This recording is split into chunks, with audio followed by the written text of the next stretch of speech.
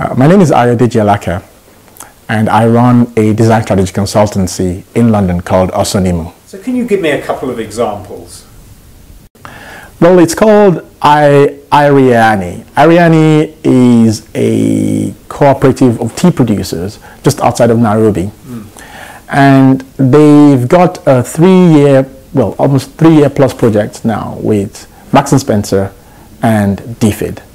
And the project was designed to develop the capacity and capability of Iriani in terms of harvesting, production, and production to a UK standard or EU standard. They've been able to achieve that because we can now buy their products from Marks and Spencer. However, if you're buying the products from Marks and Spencer, you wouldn't know that it belongs to Iriani or it belongs to another Colombian provider. It doesn't tell a story of it. Yes. So with my colleagues in Ireland, value added in Africa, there was a discussion around the idea that, look, you guys can now make product. That's not the problem. The issue is, how do we now develop your own story or develop the product itself around your peculiarities in a way that resonates with the UK retail market, but the audience, the end consumer, but also retailers. Yes. So we had to do a user research workshop in Dublin. I was on Skype in London. My colleagues were in Dublin, and we had to create mock-ups and get users, typical Marks and Spencer users, by the way, to engage with the product or the range of products.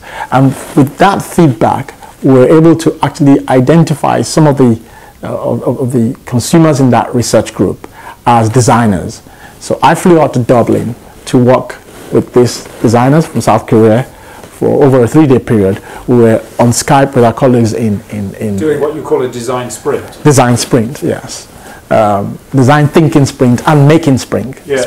So we developed prototypes, and we then had the colleagues in Nairobi. As a matter of fact, the colleagues in Nairobi showed us a documentary of the process by which the product is made, and we were able to use that process actually to inform the concepts that were developed. And then we had another second workshop where we then blind tested the packaging. We actually did something akin to an ethnographic documentary, watching people pick the concept relative to existing brands. On the basis of that, I then went out back to Kenya, actually, and then ran the same kind of workshops at Strathmore University to get a sense for the concept that Kenyans like. And I must admit, a month later, this was in last year, I then went to Malawi, Blantyre, and ran the same.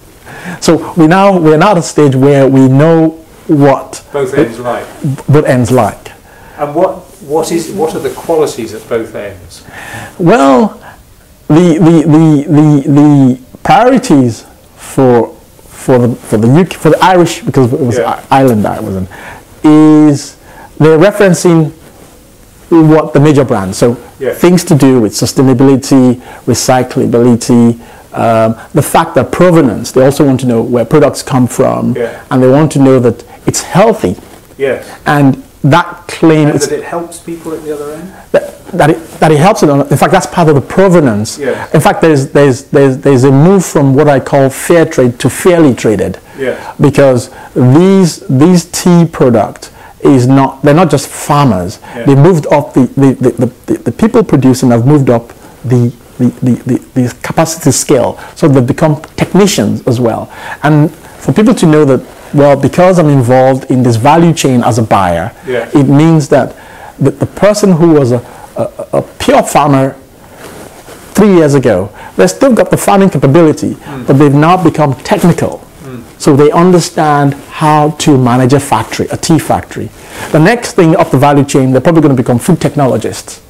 And that says a lot.